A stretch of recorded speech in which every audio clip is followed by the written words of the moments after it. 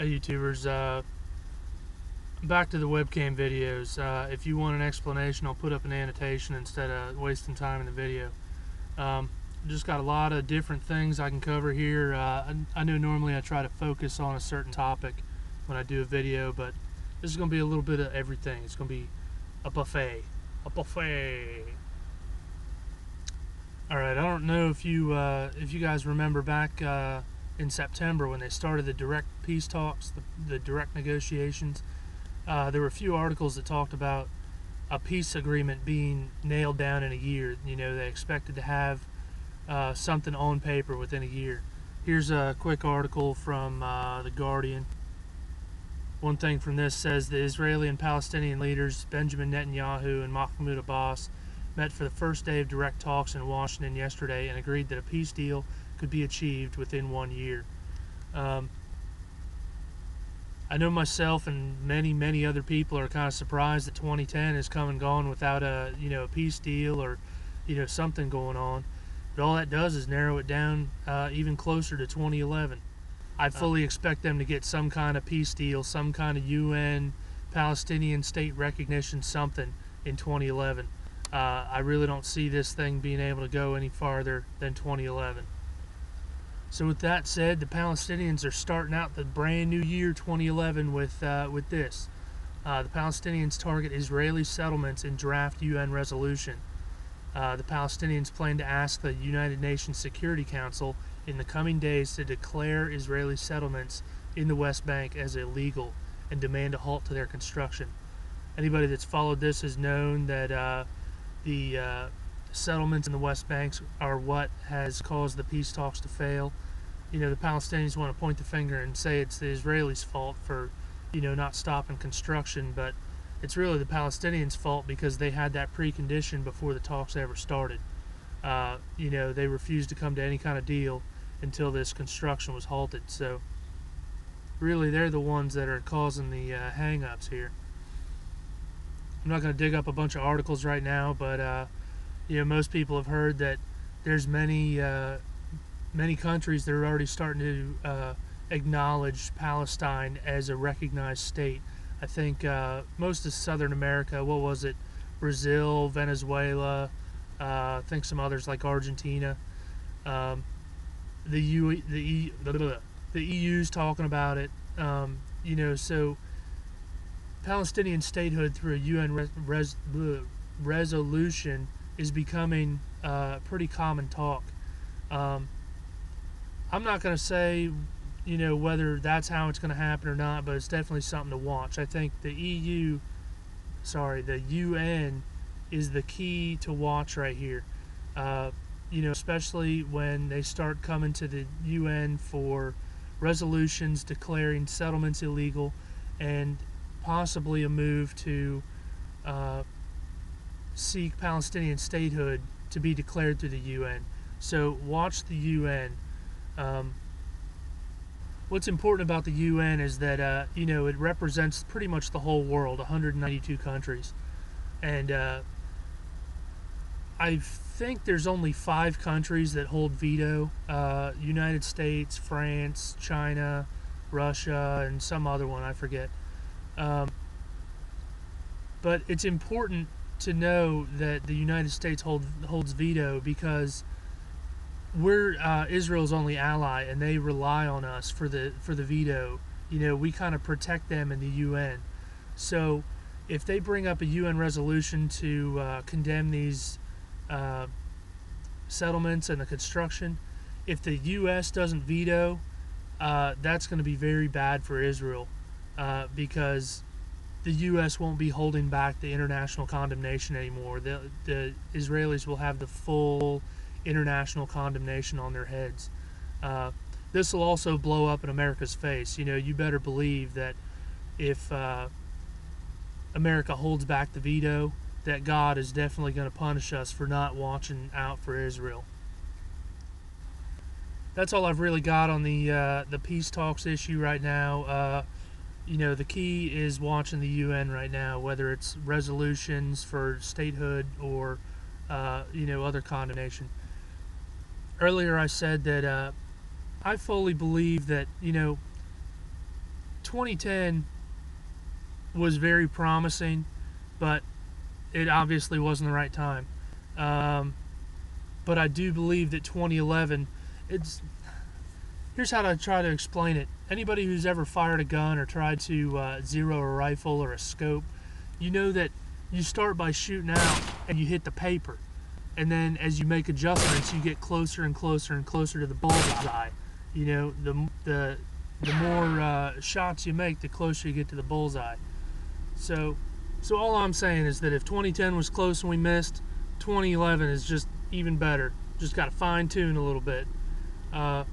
Take a look at this here. Now, I'm not going to start getting into a bunch of timeline stuff, but I did think this was interesting. This is from gracethroughfaith.com. I think that's Jack Kelly. Anyway, the question was if you could base the timing of the second coming off of Daniel 9:25. That's part of the 70-week prophecy that talks about the 62 weeks and the 7 weeks that adds up to 483 years.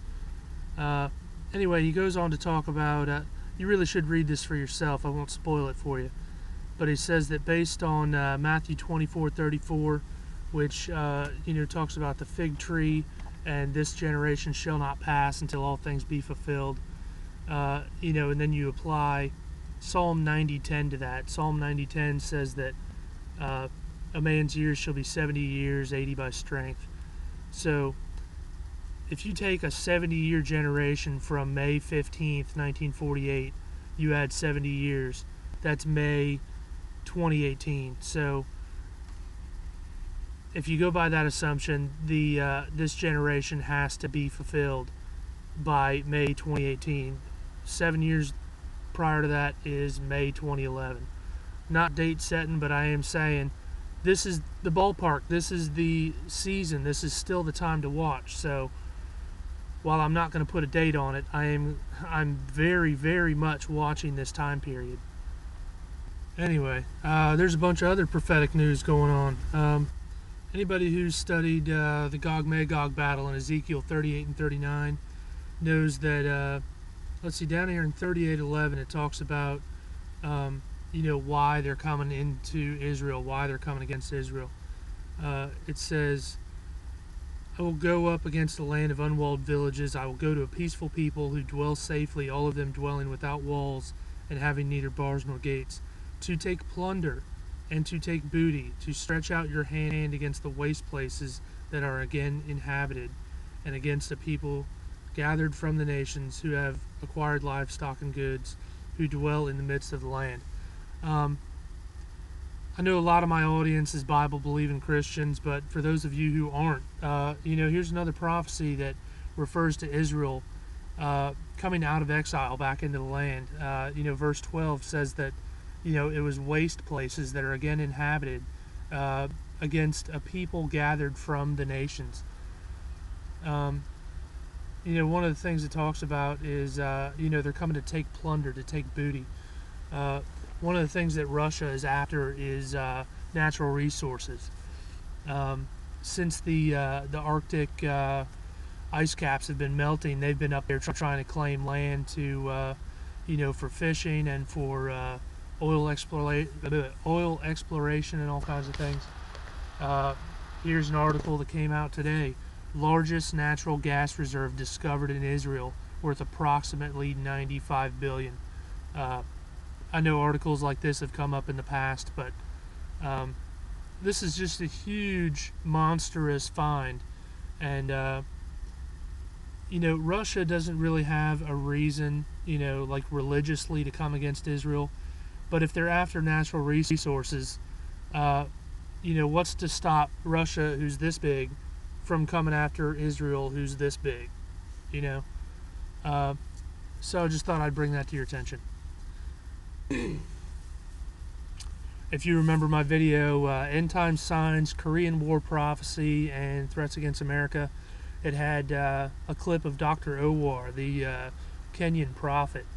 One of the things that he prophesied was that an aircraft carrier, he didn't specify who owned it, but people assume it's America. He said that an aircraft carrier would be attacked by missiles and would be sunk. Here's another article that says that the Chinese have carrier killer missiles. Um, I think I saw another one that said that North Koreans were looking to put nuclear-tipped landmine, or not landmines, mines in the water. And then another article here. This article says that there's going to be a third U.S. carrier in the Eastern Asian waters. The USS Ronald Reagan is going to join the USS George Washington and the USS Carl Vinson. The Carl Vinson is near Guam, and the USS George Washington was the one that participated in naval drills with South Korea. After this prophecy video went up, the U.S. sent the U.S. sent the aircraft carrier over to support the naval drills shortly after the North Koreans shelled that island. So there's no shortage of aircraft carriers in the area for Korea to attack. Just something from this article: 3 aircraft carriers in the same region are going to be interpreted as a signal of preparing for war. Alright, the only reason I do these videos is to testify that this book is true. I've been a Christian since 2007, and when I started, I was reading like a maniac. I couldn't stop reading. I read the entire New Testament, I don't know, once or twice in a couple months. Started reading the Old Testament, started studying a lot of prophecy stuff, and there's just there's so many things in this book that are mind-blowing.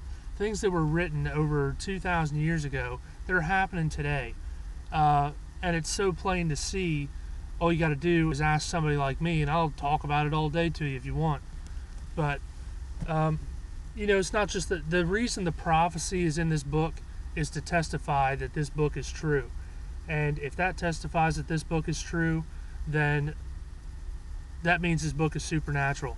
And the things that this book says about salvation are also true. Jesus Christ is the only way to attain salvation. If you don't have him as your Lord and Savior, a lot of people just want him as their Savior but not their Lord. You got to have him as your Lord, Master, and Savior. Look at the epistles of Paul. Look at how many times he started out his epistles saying that he was a slave of Jesus Christ. And he didn't say that as if it was a bad thing. So, everything that this book says is true. Sorry if I'm shaking the camera. Anyway, I'm not just testifying that this book is true, but I'm testifying that what Jesus Christ can do in your life is true and has happened to me and many others. I was an alcoholic for 9 years, and Jesus took it away in a single day. He spared my life twice in Iraq. I should be dead right now. He's done so much for me, and it would take another full video to tell you about all of it. But I have peace. The world is falling apart, but I have peace. I have peace of mind. I have hope. I have something to look forward to instead of worrying about the world just crashing into a big pile of rubble. The world is just exceedingly evil and getting worse every day, but I have something to hope in. I have Jesus Christ, who saved me from the wrath to come and from hell itself. I want to spend eternity with my Creator because he was so gracious to me to save my soul and to just make me the new creation that I am today. Don't knock it till you try it. You better you better get right, because Jesus is the ultimate authority, and if you don't, if you're not right with him, then this book talks about the consequences too. Jesus talked more about hell than he did about heaven. So read the Bible. It's true. I swear it. That's all I got.